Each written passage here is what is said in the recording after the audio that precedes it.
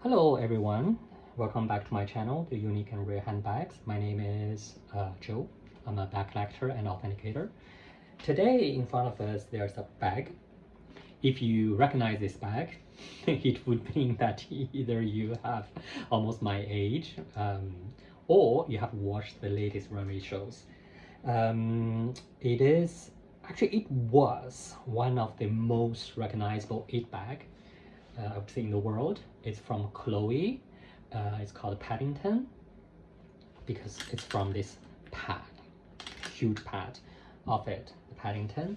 The story is it was from the year 2005, 2004, 2005, I think, from Chloe under the tenure of Phoebe Philo. So it is a creation of the one, the only Phoebe Philo. The one we have here is actually a very, very rare and special alligator skin one. So it took me some time to see if it's alligator. Oh, no, I have so many bags I can't remember what is what. I have to see it every time when I see it. So I got this. I didn't get this when it was out in the year 2006, when it was really the it bag ruling the world. This bag at that time in this alligator skin version costed over 20,000 US dollars. Yes, you heard it right. It was over 20,000 US dollars.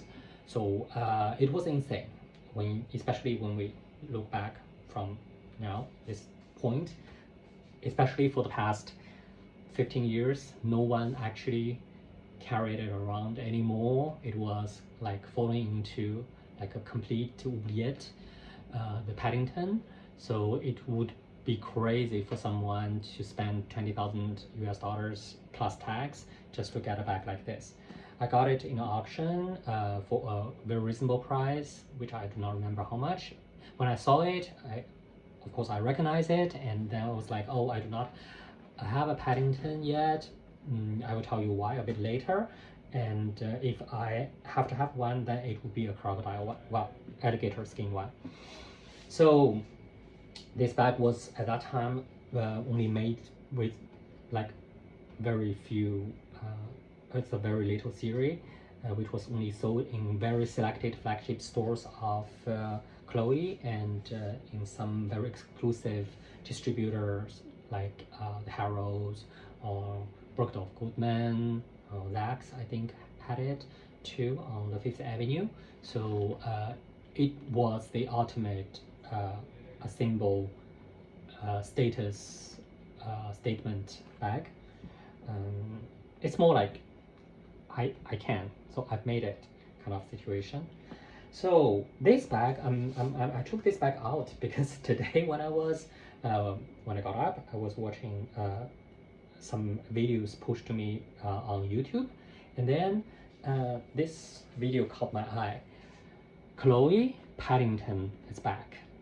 I was like, Paddington is back. Oh my god, I have one. I have one alligator. Actually, I think I used this maybe once or twice after I bought it, maybe over 10 years ago.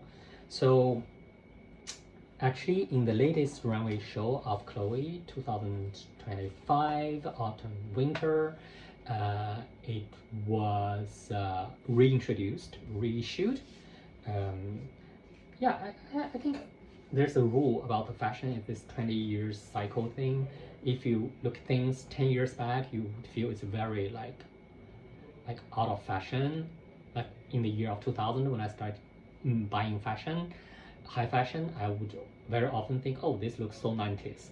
But after 20 years, it's gonna be back in fashion again. So this bag was reintroduced in the this year in this fashion show by the designer Jamila Kamadi, which was very appraised so far. I think she started her tenure there like 2 years ago. And as you can see on the runway, exactly the same bag without changing much.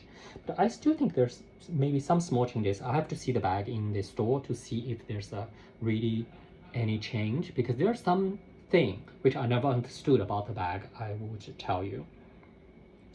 Well, so let's get back to the bag. So first, the most important thing about this bag is the pad. Hence the name Paddington. It's very, very heavy. How heavy? I would say it's at least half kilo, which is crazy when you think about it. It's a very big chunk of metallic piece, and this one, well, that you can close with this very chunky key. The bag is basically this bohemian style. For like I don't care too much. How does this? Oh, okay. Just close it. And the real way to use it, you have to put this back here. No one does it because then it means every time you want to open your bag, you have to. Well, so this goes up. So first the bag. Okay, let's have a view. It's like a triangle shaped. If you see from here, it's like a triangle shaped bag. Normally it's made from very soft skin, and this one from alligator, it's still very soft in the treatment of the skin. And you can see it's a bag with a lot going on. So it has a strap here to fasten it a bit more or less as you wish. So you can basically close it very tight to make it this way, or just leave it a bit more airy open. So when you open it, it goes this way. So what is this? I think it's something I put to. What is this?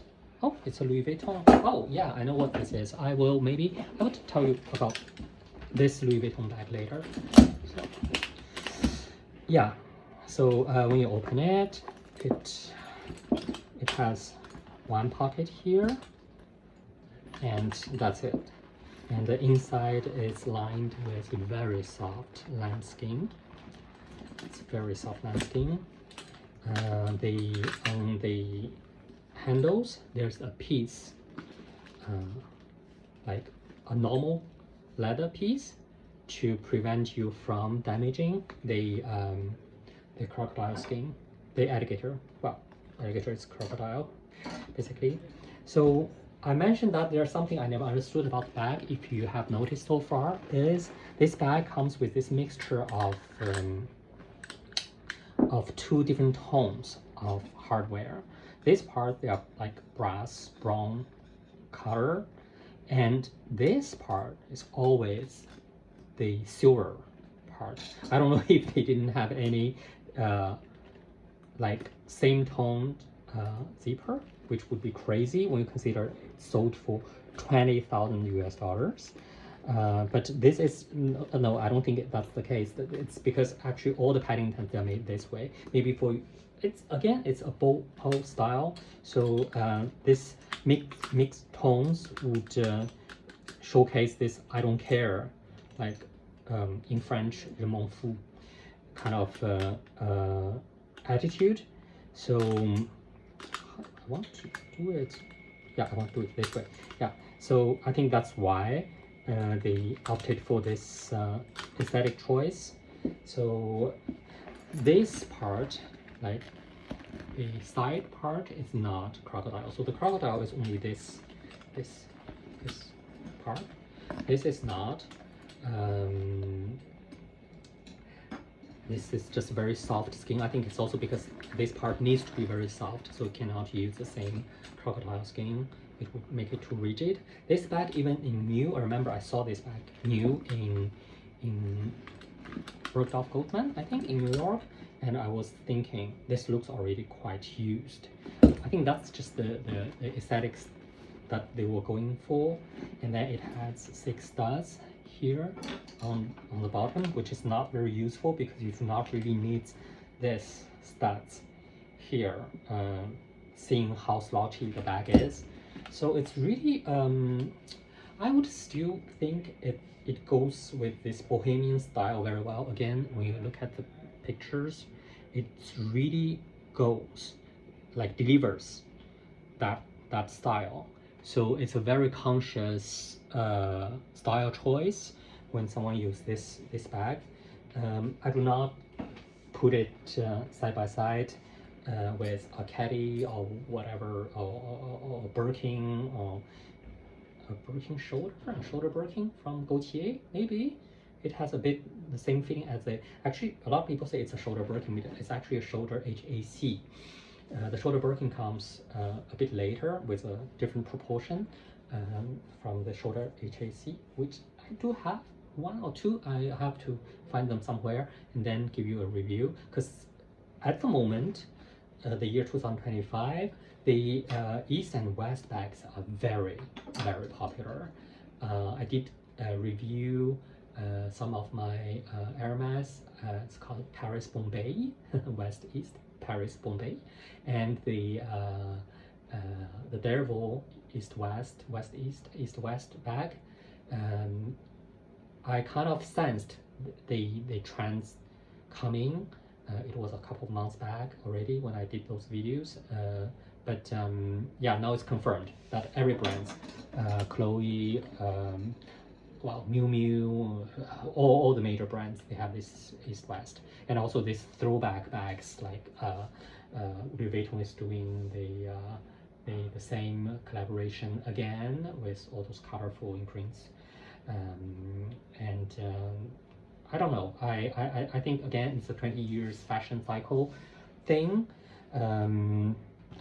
So which brought this back to the focus again. Like said in the video, if you manage to buy, or if you have the chance to, or just completely by chance you bought one of these bags for really good price, maybe a couple of months back or a couple of years back, as what I did, good for you. If this trends really pick up, and then if this bag really become the eat bag, you can easily resell it for multiple of the price that you paid, which was the case for the Dior saddle bag. When I saw one, I think in normal skin it was like 100 euros, and now it's like 1,000. So yeah, but I didn't buy this for selling, so I don't really care too much. It's just that this video caught my attention this morning, so so I decided to take this bag out to tell you a bit more about this. What else can I say about the bag?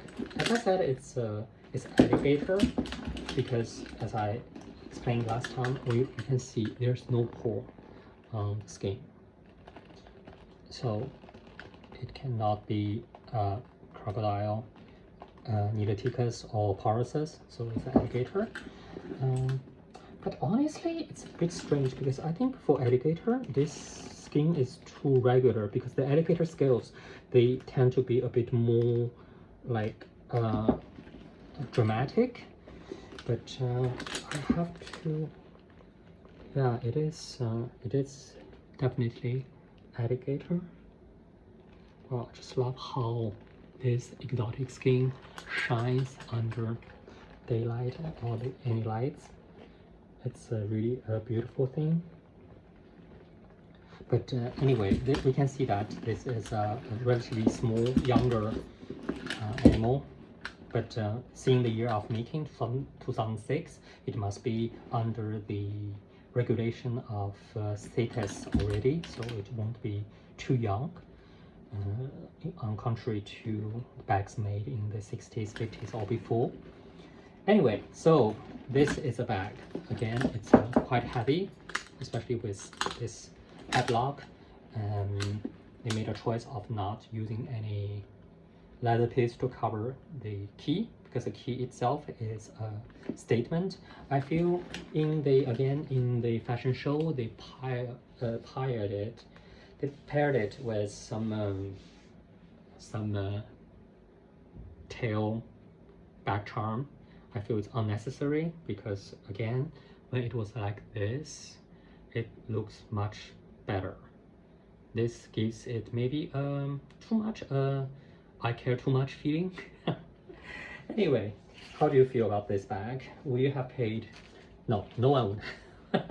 To my judgment, $20,000 for it. But what would be your good price for a bag like this?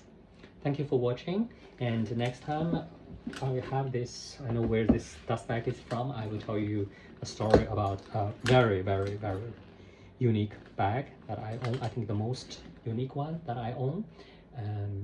So I will leave it a small suspense for the moment, and see you next time.